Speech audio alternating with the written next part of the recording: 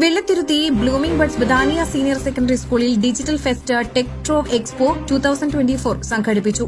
Orthodox Christian Youth Movement Kunnamkulam vice president Father Thomas Chandy digital fest ഉദ്ഘാടനം ചെയ്തു. സാങ്കേതിക വിദ്യകളുടെ നൂതന പ്രവണതകളെ അറിയാനും ആഗോളതലത്തിലെ മാറ്റങ്ങൾക്കൊപ്പം മുന്നേറാനും വിദ്യാർത്ഥികളെ പ്രാപ്തരാക്കാൻ ഡിജിറ്റൽ ഫെസ്റ്റ് സഹായകരമാകുമെന്ന് ഉദ്ഘാടന പ്രസംഗത്തിൽ അദ്ദേഹം അഭിപ്രായപ്പെട്ടു.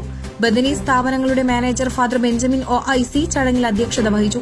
Bethany saint John's higher secondary school principal Father Yakob OIC, Blooming Buds Bethania senior secondary school principal Sheba George, vice principal Radhamani C, HK school trends regional manager Nithun Srinivasan എന്നിവർ ആശംസകൾ അർപ്പിച്ച് സംസാരിച്ചു.